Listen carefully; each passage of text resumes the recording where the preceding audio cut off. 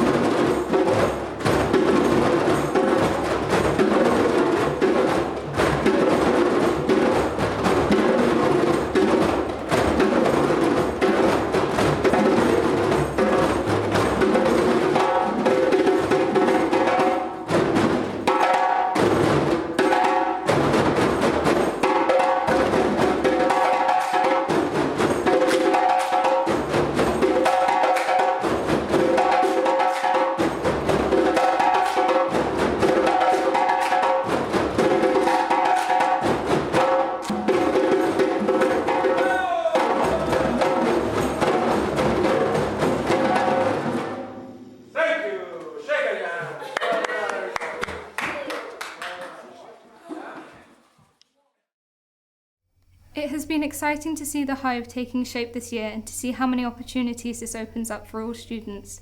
As an art student, I have already enjoyed having lessons in the fantastic new studios on the top floor of the building. To celebrate the opening of the building, the whole school community was invited to take part in a postcard competition inspired by the Hive. The winners were announced on Wednesday. Congratulations to the winners from the prep, senior, staff and parents entries.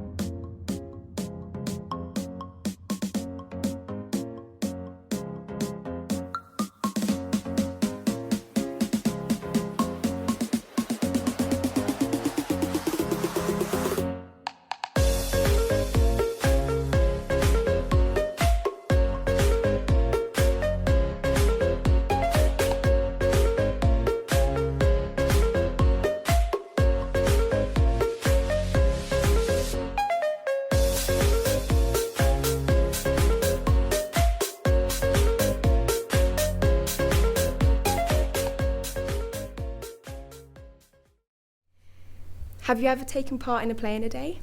This is no mean feat to our upper four students who were able to experience this firsthand as part of their enrichment day this week. Spread across 3 different workshops, students were invited to devise original pieces of theatre based on the elements: earth, wind, fire and water. It was wonderful to see students working so hard to produce creative physical theatre to capture the audience's imagination.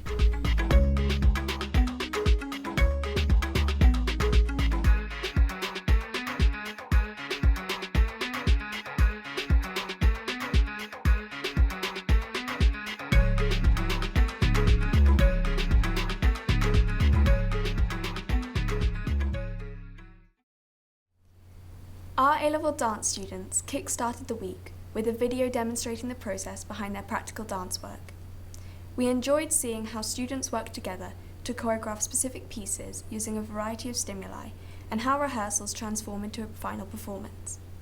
It is always inspiring to see how creative collaboration, honing technical skills, and dedication to a final performance produces such amazing results.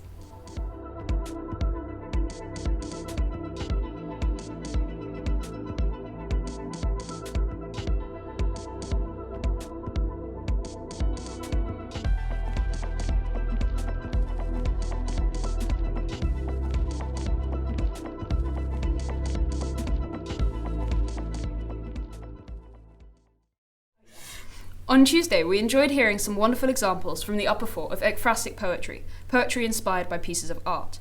Each of the students shown on Tuesday used a painting as their inspiration for an original poem, and we enjoyed hearing these read aloud by the authors themselves. For those of you who enjoy creative writing and art, we encourage you to explore the diverse world of ekphrastic poetry, and maybe even attempt some of your own. Hunting.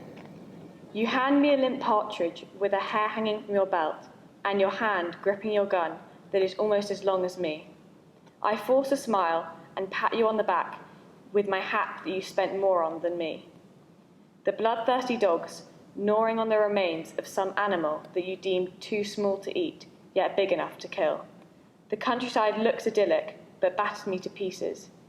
A storm is coming, sir, I exclaim, but all you do is laugh at me and tell me that you know better. You are the master, after all. I obey because I know it will happen if I don't. We all do, and I have earned enough bruises in my childhood to last a lifetime. A lifetime where I will always do this job, and you will always cock your gun a little too close to where I'm standing. The sun stretches across the sky, broken only by wisps of cloud, wafting, like a fire sweeping along the horizon, mingling with the blues of a cheap biting day. As the winds sigh, look out to the embers, like the days on fire, before it's caught by the night, as the darkened hills rise to the heavens. There it stands, alone in the stillness, gazing, set upon a backdrop of ordinary wonder, where a moment can become a year, and time melts like butter as colours blend like feelings. No one is there to see, only 3 windows, reflecting back a day's final moments, as it hums a dazzling tune, catching the air from your chest, just for a second. But there's no breath to catch, no train clanking past, no murmur or shout, just a perfect, waiting sunset, and a railway tower pointing to the sky. The bath ran cold after an hour, the water dulled and grey by 2. He had said he would take 3. Once at 4, I couldn't move my leg. I wouldn't say I felt uncomfortable. No, I don't think he scared me. Maybe disconcerted could describe it. Concerned might work. Uneasy, distracted. He mumbled about angles a lot. He crouched and leaned and licked his lips. Never were his eyes not drilled in me. He took me in, his model, his muse. He never touched me, his hands entwined in his work. Hardly breathed a word to me. Commands were all, a stop or up. I played off the cramp eating at me. Didn't want to move or complain. No, I don't think he scared me, but maybe worried would suffice. Perhaps it reached a point I couldn't move. You see, I can't recall him leaving. I remember the end, announced his finish. I didn't want to see his painting.